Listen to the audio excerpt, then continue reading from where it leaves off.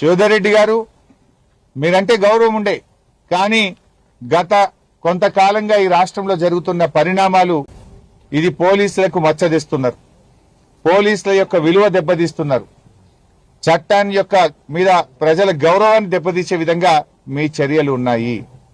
ఇప్పటికైనా మానుకోండి. ఇప్పటికైనా అది కాంగ్రెసా, బీజేపీ, బీఆర్ఎస్ఆ, చట్టం అందరికీ సమానంగా ఉండాలి. బీజేపీలో అరెస్ట్ చేసే దమ్ము ధైర్యం మీకు లేదు, కాంగ్రెస్ నాయకుల మీద కేసులు పెట్టే ధైర్యం లేదు. ఎంతసేపు బీఆర్ఎస్ వాళ్ళ మీద అక్రమ కేసులు పెట్టి మా వాళ్ళని అరెస్ట్ చేసి ఏంది ఈ వికృత ఆనందం ఏం పొందుతున్నారు మీరు? ఈ వికృత ఆనందం మంచిదా? నేను కింది స్థాయి పోలీస్ అధికారులకు కూడా చెప్పదలుచుకున్నా, సిఐలు, డిఎస్పీలు, ఎస్ఐలు రేపు మీరు బలైతారు. వాళ్ళు పైనుంచి నోటి మాట చెప్తున్నారు, కాయిదాల మీద మీరుంటున్నారు.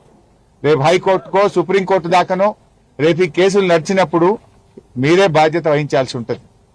అడ్డగోలుగా ఏమీ చూసుకోకుండా కేసులు నమోదు చేసి ఎఫ్ఐఆర్లు పెట్టి అక్రమ అరెస్టులు చేస్తే రేపు ఎవరు జవాబుదారీ? వీళ్ళు రిటైర్ అయిపోతారు. ఉన్నతాధికారులు నోటి మాటలతో చెప్తున్నారు, చట్టం ముందు మీరు సమాధానం చెప్పుకోవాల్సి వస్తుంది, చట్టం ముందు మీరు తల వంచాల్సి వస్తుంది, రేపు చట్ట ప్రకారంగా మీరు శిక్ష అనుభవించాల్సి వస్తుంది.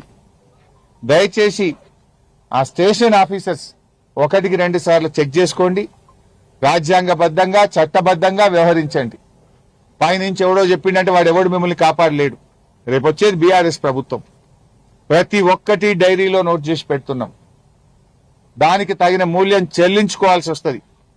ఎవరు చట్టాన్ని అతిక్రమించినా, చట్టాన్ని చేతిలోకి తీసుకున్నా, అక్రమ కేసులు పెట్టినా, దుర్మార్గంగా వ్యవహరించినా ఎవరిని కూడా వదిలిపెట్టము.